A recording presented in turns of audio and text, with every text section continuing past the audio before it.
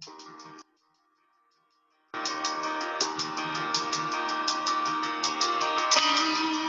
palabra es una lámpara a mis pies y una luz que alumbra mi ser. Tu palabra es una lámpara a mis pies y una luz que alumbra mi ser. Cuando tengo miedo, pienso que estoy perdida, aún allí tú estás. Y nada temeré mientras tú estés aquí. Acompáñame hasta el final. Tu palabra es una lámpara a mis pies y una luz que alumbra mi ser. Tu palabra es una lámpara a mis pies y una luz que alumbra mi ser. A pesar de tu amor, a veces tengo dudas. Te ruego, Jesús, sé mi guía. A tu lado quiero andar y amarte hasta el fin. Por favor, perdóname.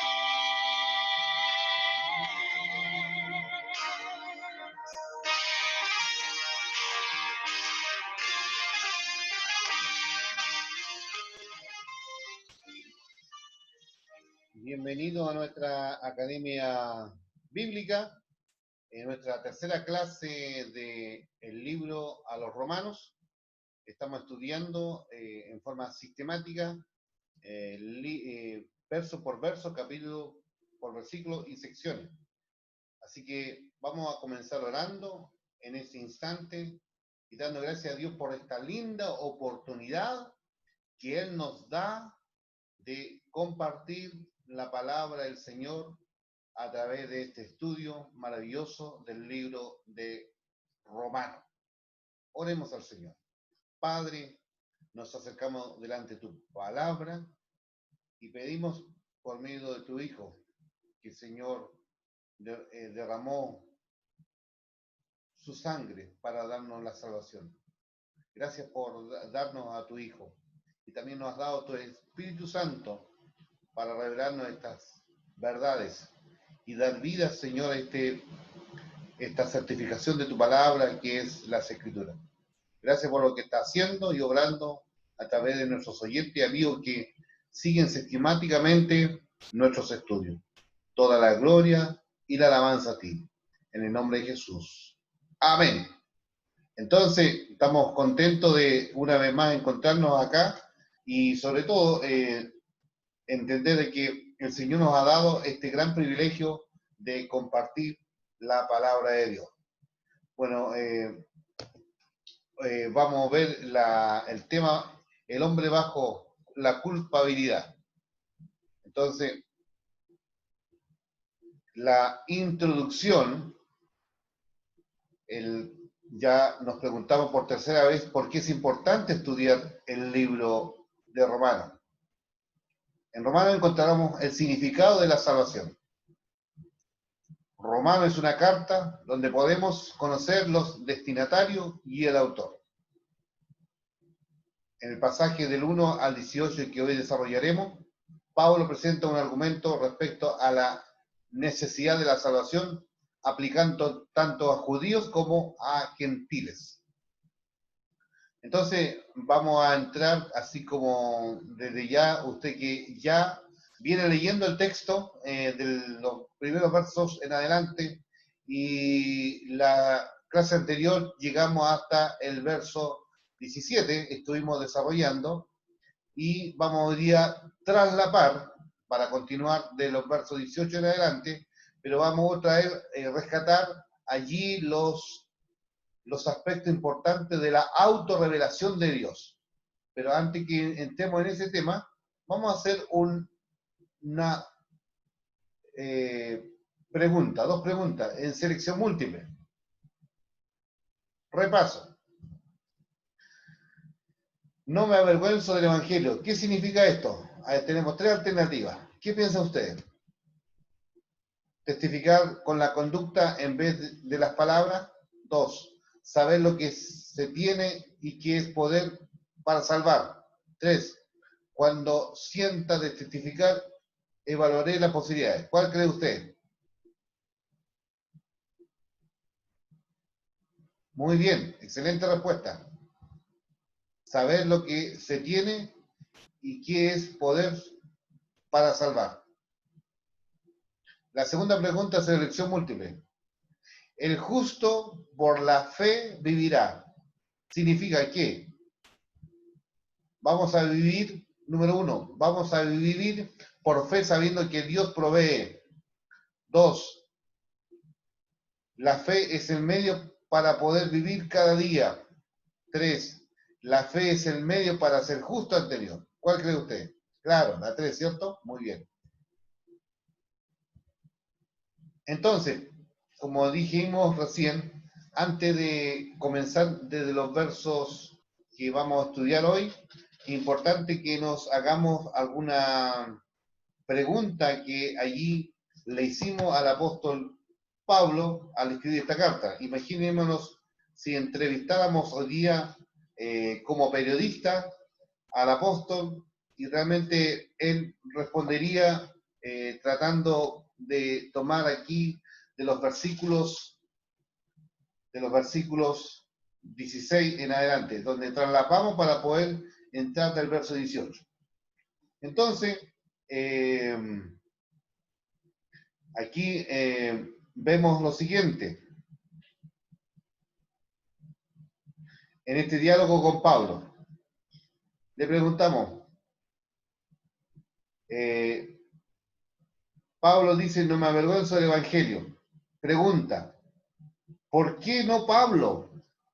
Y Pablo responde, porque es poder de Dios para salvación de todos los que creen. Verso 16b, la segunda parte del 16. Pregunta, ¿cómo es esto, Pablo? Pablo responde, es que en el Evangelio se revela la justicia de Dios, es decir, la forma en que Dios justifica a los pecadores. Verso 17.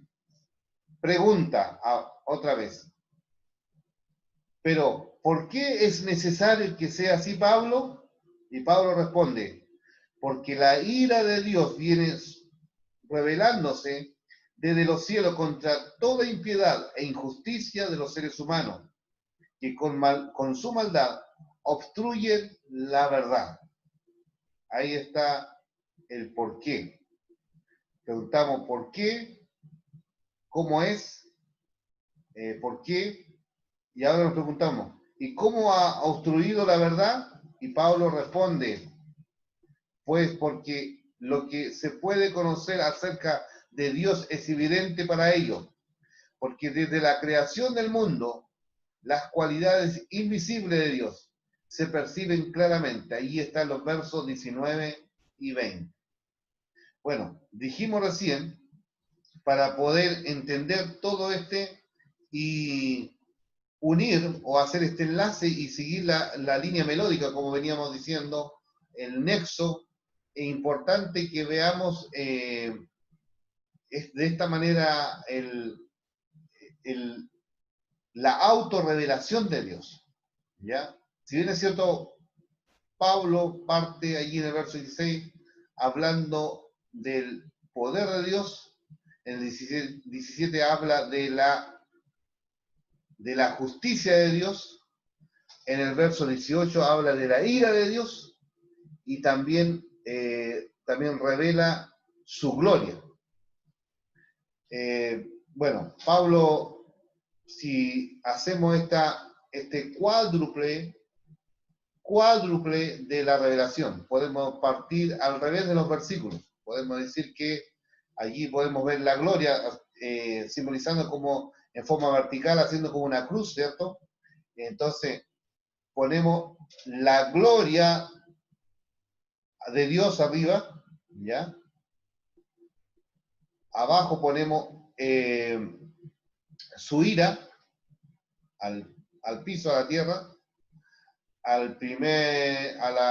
la derecha ponemos el poder de Dios, y a la izquierda ponemos la justicia de Dios.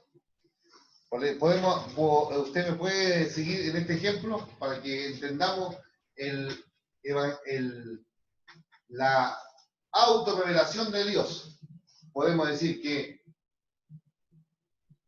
la gloria de Dios, mis pies pueden ser la ira de Dios, mi mano derecha el poder de Dios y mi mano izquierda es la justicia de Dios. O podamos, para poder graficar, hacemos un cuadro, ¿ya? En cada uno de los puntos vamos colocando esa autorrevelación. Le podemos graficar de distinta manera, pero fíjese, observen esos versículos. En cada uno de esos versos aparece la autorrevelación de Dios. El verso 16, poder de Dios. 17, justicia de Dios. El 18 al 20 está revelado la ira de Dios y la gloria de Dios. La gloria de Dios, dice, se revela desde los cielos, su gloria, su poder, su majestad.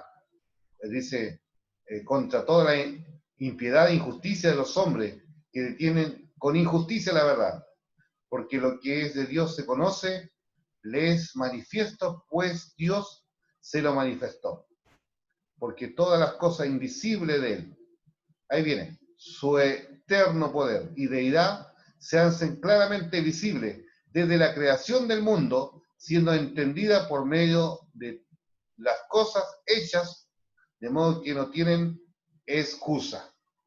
Entonces, qué maravilla poder todos estos detalles que vamos viendo a través de este estudio de la palabra y al revisar este texto nos damos cuenta de que Dios tiene el control.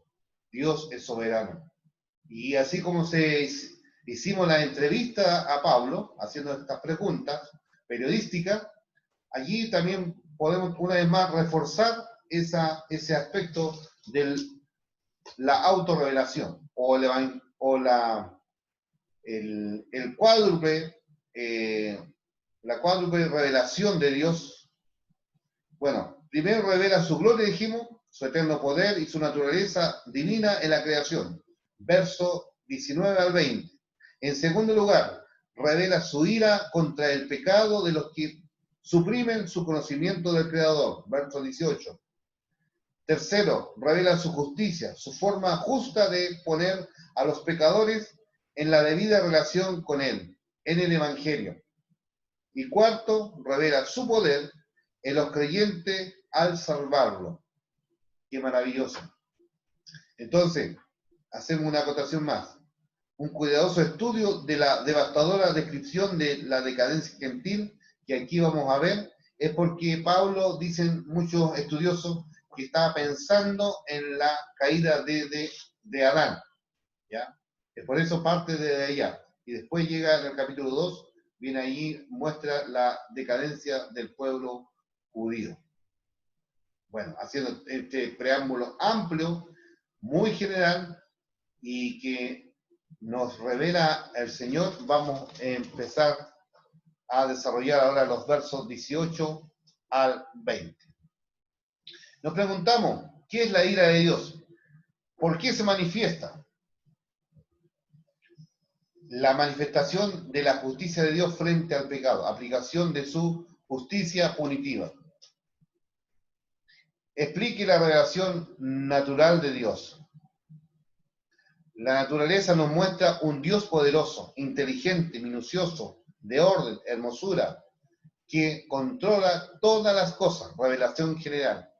Si bien es cierto, dice su palabra, que Dios, habiendo hablado de muchas maneras en los tiempos pasados, por medio de los profetas, por medio de la creación, como dice allí Salmos 19, los cielos cuentan la gloria de Dios y el firmamento anuncia las obras de sus manos.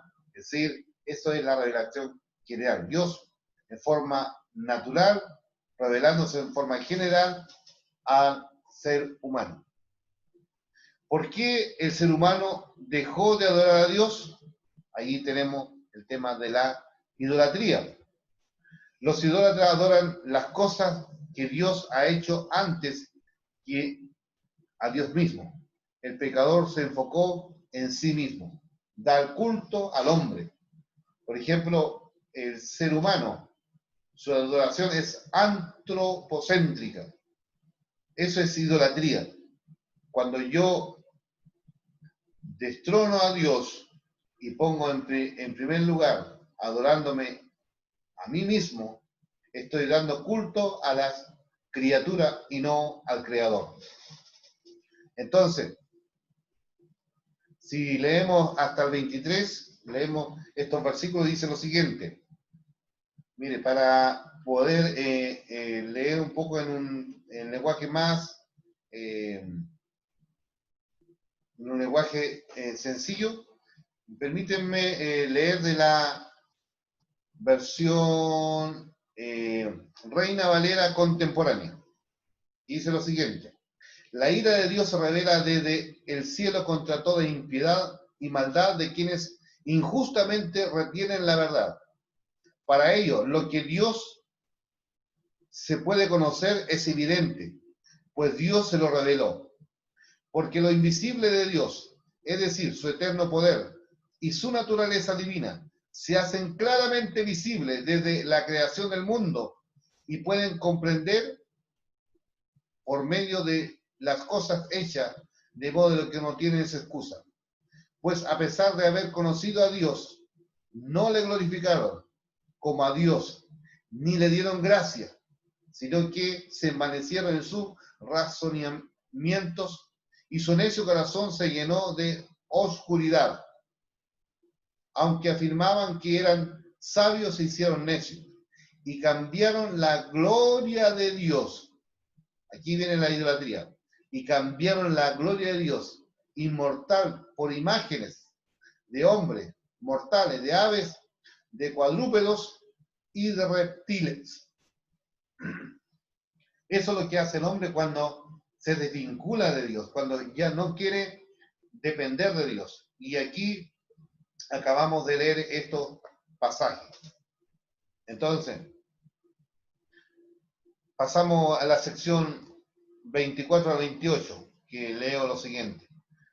Dejados a su libre albedrío. Por lo tanto, el hombre, al desvincularse de eso, dice que allí el apóstol menciona tres aspectos por la dureza del corazón del ser humano. Y dice de esta manera. ¿Qué significa que Dios los entregó? Dice en primer lugar, allí en el verso 24 dice que los entregó a los malos deseos de su corazón. Eso en primer lugar. En el verso 26 dice que los entregó a pasiones vergonzosas. ¿Ya? Y el verso 28 dice que lo entregó a una mente depravada para hacer cosas que no convienen. Es decir, siempre Pablo vemos como que trabaja esta triada o esta trípode o esto, como los tres puntos, las tres ideas. ¿Ya? Si bien es cierto, aquí cuando recién veíamos la autorrevelación de Dios, ahí se mencionaban cuatro aspectos de lo que Dios es. ¿Ya? Pero acá habla del hombre que dice que frente a todas estas cosas, Dios los entregó. ¿Qué significa Dios los entregó? Cuando las personas rechazaron a Dios, Él les concede vivir como hayan escogido, pero sufren las consecuencias naturales de sus pecados. ¿Por qué es pecado la sexualidad fuera de lo que dijo Dios? La sociedad no es lo que establece el patrón de las leyes de Dios.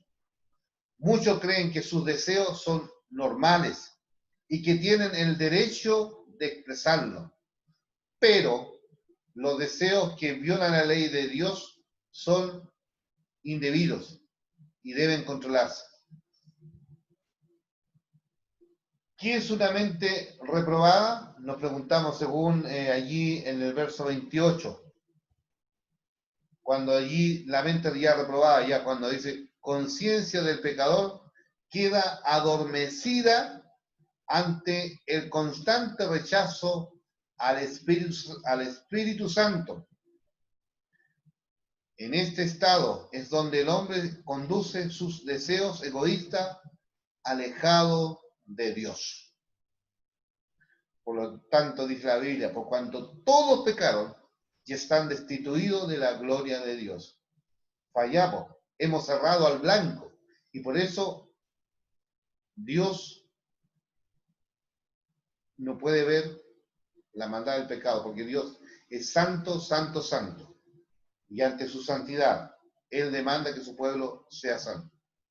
Es por eso que cuando Cristo vino a este mundo, Él carga toda nuestra maldad, todo nuestro pecado. Y por eso allí dice que en un momento Él dice, Dios mío, ¿por qué me has desamparado? Porque allí el Padre estaba viendo en Cristo la maldad de los hombres cargado en Él. Más Jehová cargó en Él el pecado de todos nosotros. Y cómo nos da gracias a Dios por el unigénito Hijo de Dios, quien vino a este mundo a rescatarnos de la muerte eterna. Por eso allí dice, pero Dios, que es rico en misericordia, por su gran amor con quien nos amó, aun estando muertos, nos dio vida juntamente con Cristo, por gracia soy salvo. Y ahí tenemos privilegio a través de Cristo. Dice, y nos hizo sentar en los lugares celestiales, para anunciar en los siglos venideros las abundantes riquezas de su gracia. Estamos llamados para, de antemano, que Dios preparó en este plan eterno, en su tiempo, en ese tiempo de Dios, el kairos de Dios, planificando para que nosotros en este tiempo, espacio y tiempo, comprendiéramos el gran amor, el profundo amor de Dios. Por eso dice allí, Romanos 5:8, más Dios muestra su amor para con nosotros, en que siendo aún pecadores, Cristo murió por nosotros. Atestado de pecado, verso 29 al 31. Leo de otra versión acá, Dios habla hoy, que dice lo siguiente: están llenos de toda clase de injusticia, de perversidad, de avaricia y maldad. Son envidiosos, asesinos, pendencieros, engañadores, perversos, chismosos, hablan mal de lo demás, son enemigos de Dios, insolentes, vanidosos, orgullosos, inventan maldades, desobedecen a sus padres, no quieren entender, no cumplen su palabra, no sienten cariño por nadie, no tienen compasión, saben muy bien que Dios ha decretado que quienes hacen estas cosas merecen la muerte y sin embargo las siguen haciendo. Hasta ven con gusto que otros las hagan. Ese es el hombre porque se ha apartado de Dios. Ese es el hombre porque él dejó a Dios. Ese es el hombre porque Dios como dice allí, su palabra dice que estábamos destituidos de la gloria de Dios. Pero por medio de Cristo, nuestro mediador entre Dios y los hombres, nos acercó. Veremos aquí la siguiente sección. Observe la lista de pecados que se revela Pablo, que presenta Pablo aquí. Mira, fíjese. Y aquí están los orígenes y el sentido del significado, ¿no? Dice lo primero, injusticia. Y lo que está entre paréntesis es la raíz de la palabra griega, ¿ya? Y ahí está el significado. Dice, injusticia opuesto a la justicia, robar a Dios y a los hombres sus derechos. Eso es injusticia. Perversidad, deseo de hacer daño, activa, deliberada voluntad de pervertir e infringir injuria, destruye la inocencia y la bondad. La avaricia, deseo desmedido de tener más, maldito amor por las posesiones, rapiña o rapacidad, deseos de que no conceden leyes. ¿Se acuerdan de las rapiñas? 4, maldad, inclinación del mal hacia lo peor, término más general de maldad. Eso es maldad, maldad con mayúscula, en todo sentido. Envidia, emoción que aspira a admirar un gran ejemplo con resentimiento. Homicidio, dar muerte con espíritu de ira y odio. Contienda, contención nacida por la envidia, la ambición, deseo de prestigio, puesto, rango y prominencia provienen de celos. Engaño, mente tortuosa y retorcida, que no pueden actuar de una manera recta. Malignidad, inclinación natural al mal. Toman las cosas siempre por el lado malo y con el peor sentido. Y eso lo vemos constantemente en la sociedad, en los trabajos, en nuestras relaciones interpersonales. Nosotros podemos darnos cuenta de esta manera de actuar de las personas que están lejos de Dios. Murmuradores, murmurar historia al odio. Hay gente que habla para generar odio. Detractor, hombre que proclama públicamente sus infamias. Y eso lo vemos hoy a través de los medios de comunicaciones, sobre todo los políticos, gente que sin careta nada demuestra esta actitud. Aborrecedores de Dios, odiar a Dios en desafío. Y eso lo vemos de gente que allí insulta a Dios. Injuriosos, orgulloso, insolente que desafía. Desenfrenado, sádico, insolente. Soberbio, desprecio por todos, excepto uno mismo. Altivo, el que anda errante, pretender tener lo que no tiene. Inventores de males, procurar nuevos vicios. Eso es lo que hace estos inventores de males. Hay gente que anda creando esto, como dice, atornillando al revés. Necios, tontos, incapaces de aprender con la experiencia. No se quiere usar la mente. La ambienta suelta a sus pasiones. Actúan como necios. Desleales contra las reglas de lealtad y norma de honor. Sin afectos naturales, sin lazos naturales de afecto humanos. Implacable, despiadado, deleite por la catástrofe ajena. Eso es lo que va describiendo aquí la palabra de Dios, cómo describe la maldad en esta lista de pecados que presenta Pablo.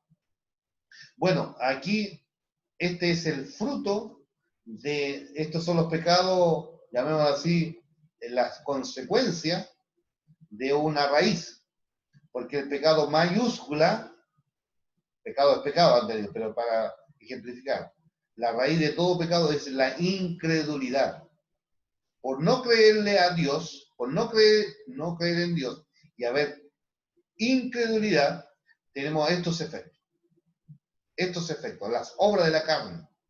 El hombre está hecho pedazo, ramificado en esta vida pluralista, en su vida lejos de Dios. Porque no vive una vida de integridad que dependa de Dios y que de esa manera pueda sentirse pleno.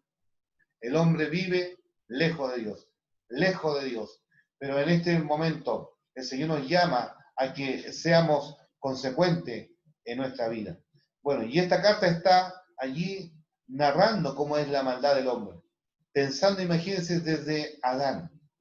Y uno va recorriendo el Génesis y dice que Dios le dolió el corazón porque cada día los hombres iban de mal en peor. Ya sus pensamientos, su actuar, su manera de, allí en el capítulo 6 y 5, la maldad abundaba más y más. Así que, importante ver que Dios se ha dado a conocer para salvarnos a nosotros. Si bien es cierto, hablamos de la revelación general, pero Dios, frente a esa revelación general que hablaba en forma muy amplia, general, el hombre seguía de mal en peor, hasta que Dios mandó a su Hijo unigénito. Y esa es la revelación especial. Cristo es la revelación encarnada especial. El segundo Adán. Dice que en el primer Adán todos hemos heredado el pecado, pero en el segundo Adán hemos heredado la vida eterna. ¿Se asemejan los pecados de nuestra cultura? La pregunta que hacemos al leer este tremendo listado y definirlo, describir cada intención allí de estas palabras. ¿Quién nos dice esto? El hombre que destierra a Dios no solo pierde la divinidad, pierde también la humanidad. ¿Dónde comienzan todos estos pecados? En la mente. Allí el libro de Santiago habla, dice que bajo nuestra concupiscencia, y grafica el pecado como la gestación de un ser humano. Dice que se gesta, nace, da la luz el pecado, y al gestarse luz da como resultado la muerte. ¿Qué significa que se complacen con los que las practican? Allí en los versos finales de este texto, versos allí que acabamos de leer, dice, con el que las practican, en el verso allí 30 y 32. Dios pone en igualdad de condiciones a aquellos que sin practicar visiblemente el pecado, se complacen y aceptan o son indiferentes ante lo que sí lo hacen, porque es una cuestión de posición. Ambos están fuera de relación con Dios, por cuanto todos pecaron, están destituidos de la gloria de Dios. Bueno, vamos a hacer este ejercicio en la práctica. ¿Qué le respondería a estas personas? ¿Qué le respondería a una persona que dice que es buena y no ha hecho nada malo para ir al infierno? ¿Qué le diría? Importante esta pregunta. ¿Qué le diría? Una persona que dice que es buena y no ha hecho nada malo para ir al infierno. La Biblia dice, por cuanto todos pecaron, y más adelante aquí dice que en el capítulo 13 menciona lo siguiente: no hay justo, no hay ninguno que sea justo, no hay quien entienda, no hay quien busque a Dios, todos se desviaron, a una han corrompido, no hay quien haga lo bueno, no hay ni siquiera uno. Su garganta es un sepulcro abierto, y su lengua engañan. En su labio hay veneno de serpiente. Su boca está llena de maldición, de amargura. Sus pies son veloces para derramar sangre. Destrucción y desgracia hay en sus caminos, y no conocen el camino de la paz. No hay temor de Dios delante de sus ojos. Miren lo que dice la palabra. Entonces, no hay bueno. ¿Ya? No hay bueno. Hay gente que piensa esto, que siendo buena, ¿sabe? Quiero decirte esto. No lo dice la Biblia, pero es una reflexión solamente. El infierno está lleno de gente buena, de buenas intenciones. Pero el cielo está lleno de gente pecadora, pero pecadores arrepentidos, que han venido a Cristo, han rendido su vida a Él, y Dios ha perdonado, y donde han pasado de muerte a vida, donde han pasado de ser una oruga a ser ahora, ser transformado como una mariposa. han vivido ese proceso de metamorfosis, esa transformación. Y eso es lo que Dios provoca a través de la palabra. Por eso en Romanos 12, dice, el verso 2 dice, no os conforméis a este siglo, sino transformaos por medio de la renovación de vuestro entendimiento. ¿Y dónde viene el entendimiento? A través de la Escritura, a través de la palabra. Querido hermano, querido amigo que está estudiando, yo te animo a estudiar la palabra. No sea allí solamente hojear la Escritura, sino que debemos estudiar en forma, a través de la teología sistemática, a través de esta teología bíblica, perdón, teología bíblica. La teología bíblica se refiere donde vamos descubriendo a través del texto, en forma ordenada, lo que Dios allí nos va mostrando. La teología bíblica es esa, que en forma expositiva vamos descubriendo y vamos estudiando en forma comunitaria la revelación de Dios. El otro dice, ¿qué le respondería a una persona que dice que es adúltera porque nació así y en su familia todos son adúlteros? Es importante que nosotros respondamos bíblicamente. Nosotros podemos decir muchas cosas, pero es importante que respondamos bíblicamente. Dice la Biblia allí en Hebreo que un día Dios juzgará a los fornicarios y adúlteros y demanda que vivamos nuestra sexualidad en santidad para Dios.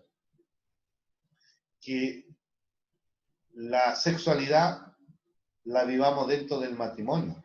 Ese es el modelo que Dios estableció para que nuestra sexualidad, obviamente en respeto, en consentimiento mutuo y respeto mutuo entre hombres y mujeres, y mujer y hombre, mujer y esposo, vivan para la gloria de Dios. Y eso Dios lo planeó de esa manera.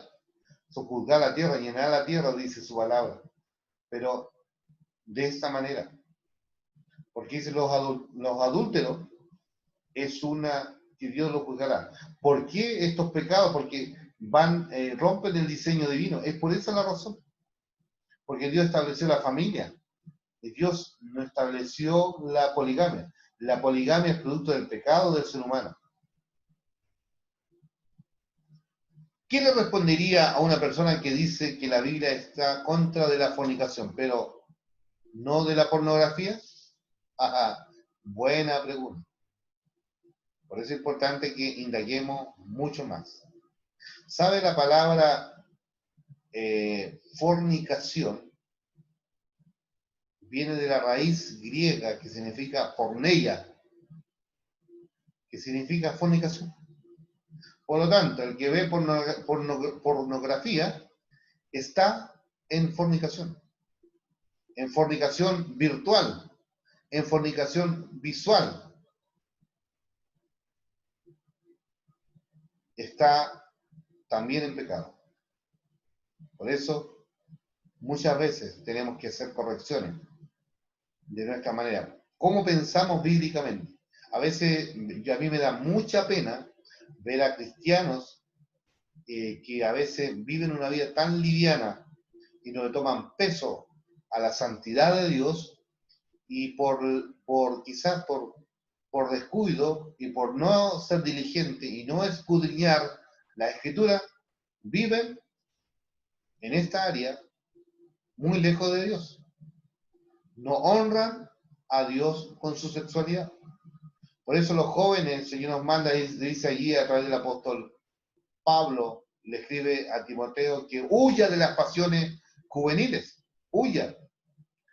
Bueno, dice el soltero, habla del soltero, tenemos que guardarnos para la noche nupcial cuando Dios nos conceda vivir con nuestra novia, con nuestro novio y casarnos. Esperar hasta allí consumar lo que el Señor planeó, pero dentro de las normas divinas.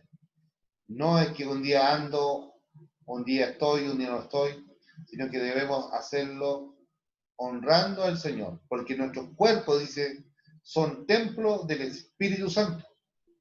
Por lo tanto, tu vida, tu cuerpo, le pertenece al Señor. no debe dar culto a tus pasiones, más bien que esas sean controladas por el Espíritu Santo. Entonces, hay mucho que decir. Bueno, estos temas constantemente lo estoy hablando con la juventud, pero no quiere decir también que en los matrimonios debemos tocar esos temas de la sexualidad, porque hay muchos cristianos hoy en día quizás preocupados más de otras cosas, pero dejan de lado estas cosas esenciales. Esenciales. Vivir para la gloria de Dios, como vivir bajo la guía y de la palabra del Señor. Conclusiones de este estudio de hoy. Estamos llegando ya al final. Todo ser humano sabe que Dios existe, pero oculta esa verdad y sigue su propio deseo. Claro, todo ser humano sabe que Dios existe, pero lo oculta. Toda rebeldía a Dios es pecado, merece el castigo por la falta. La consecuencia es inevitable, la muerte. Está establecido que los hombres, dice, mueran una sola vez y después el juicio, dice allí Hebreo 9:27. Dios ha provisto la única manera de alcanzar la salvación a través del sacrificio de Cristo. Ese es el medio que Dios planeó. El primer paso para alcanzar salvación es reconocer la necesidad de ser salvos, porque todos somos pecadores. Bueno, para repasar y tomar en cuenta aquí después el verso a memorizar, vamos a hacer estos 8 enunciados con verdadero y falso. ¿Qué piensa usted? Una mente reprobada jamás alcanzará la salvación. ¿Verdadero o falso? Falso. Porque la Biblia dice, lo vil del mundo escogió Dios, lo menospreciado, lo que no era, Dios lo transformó. ¿Quién éramos? No éramos tierra buena, Dios hizo que nosotros seamos esa tierra buena para que la semilla del Evangelio llegase y pueda producir fruto, el 30, el 70 y el 100 por uno. La ira de Dios se manifiesta primero contra los pecados de sexualidad. ¿Qué piensa usted? ¿Verdadero o falso? Falso. ¿Ya? No hay pecado favorito. Todo es pecado ante el Señor. Pero aquí podemos graficar algunos pecados, ¿no? En el sentido de agruparlos. Hay pecados, por ejemplo, en el área de la sexualidad, hay pecados en el área de las sociales, hay pecados religiosos y hay pecados personales. Si podemos agrupar de esa manera, hacer ese ejercicio. Por ejemplo, cuando leemos allí la obra de la carne, según Gálatas, allí se puede agrupar esos 4 grupos. Pecados religiosos, pecados sociales, pecados sexuales y pecados personales. Entonces, pecado es pecado, pero podemos agrupar que nos pueden ayudar para comprender en qué agrupación estoy y estoy cometiendo pecado. Y a veces de repente como religiosos cometemos muchos pecados que allí, y Satanás siempre usará la religión, fíjese, Satanás usa la religión para engañarnos. Y quiero decirte de que en Génesis vemos el primer prototipo religioso cuando Adán, ¿qué es lo que hace? Cuando él comete pecado, él tiene miedo, se esconde. ¿Y qué es lo que hace frente a su vergüenza? Él se tapa con hoja de higuera. Y ese es el prototipo de la religión. Que cuando el hombre está en pecado, trata de hacer cualquier cosa para cubrir. Y ese es el esfuerzo humano, la higuera de ponerse. ¿Y qué es lo que hace Dios? Después tiene que, a través de un animal muerto que derrama su sangre, Dios lo viste con ese cuero, Dios después le saca esa higuera y donde lo viste ahora a través de este animal que fue sacrificado para expiar el pecado. Y sabe, el Señor también nos viste. ¿Cuántas veces nosotros llevamos esa ropa sucia, esa ropa vieja? Por eso el Señor nos dice a través del apóstol ahí, vestido del Señor, vestido de justicia, vestido, despojado del viejo hombre que está viciado, vestido del nuevo hombre. Y eso es lo que está llamando el Señor. Todo pecado es concedido primeramente en la mente del hombre. ¿Verdadero o falso? ¿Qué piensa usted? Verdadero. Todo parte allí en la mente. Por eso debemos llenar la mente del conocimiento del Señor. Como dijimos recién, no os conforméis a este siglo, sino transformados por medio de la renovación de vuestra mente, de nuestro entendimiento, para que podamos comprobar cuál es la voluntad de Dios, que es agradable y perfecta. 4. Las consecuencias del pecado es la muerte. Entonces, toda persona que muere evidencia que nació siendo pecador. ¿Verdadero o falso? Verdadero. 5. Los pejuanenses son menos pecadores que los guatepeque. Esto es para reírnos, ¿no? Por supuesto que es falso. 6. Los homosexuales y adúlteros tienen más permiso para pecar, porque nacieron con esos deseos y no lo pueden controlar. ¿Verdadero o falso? Falso. ¿Ya? El homosexual no es que sea más pecador que yo. Estamos en la misma condición. No podemos decir que ellos son más pecadores, todo lo contrario. Si tú no vives eso es porque Dios, en tu gracia, en su gracia divina, nos rescató y nos ha apartado para Él. 7. Cristo perdonará a los que no escucharon el Evangelio, porque Dios nunca se las reveló de ninguna manera. ¿Verdadero o falso? Falso. 8.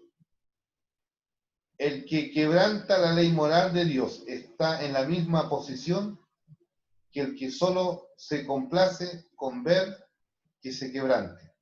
Interesante. Maravilloso, ¿no? Verdadero. Versículo a memorizar. Verso 32, ¿cierto? 1:32. Quienes habiendo entendido el juicio de Dios, que los que practican tales cosas son dignos de muerte, no solo las hacen, sino que también se complacen con los que practican. Repitamos de nuevo. Quienes habiendo entendido el juicio de Dios, que los que practican tales cosas son dignos de muerte. ¿Se acuerdan del listado de pecados? No solo la hacen, sino que también se complacen con los que la practican. Hay gente hoy día se ríe de las maldades. Hay padres que hoy día se ríen de sus hijos de su maldad y no le corrigen a tiempo. Es importante que entendamos esto, mi hermano. Entonces, cuando terminamos esta sección, lo único que podemos decir, gracias Señor, porque tú te autorrevelaste, dándonos ese carácter de tu gloria, de tu ira, de tu justicia y de tu poder. Estas 4 aspectos del Dios cuádruple, de su naturaleza divina. Que el Señor nos bendiga. Preparémonos para el siguiente estudio y sigamos allí desde ya leyendo el capítulo 2, que también vamos a verlo en la siguiente clase. Que el Señor les bendiga. Un gran abrazo. Ha sido realmente provechoso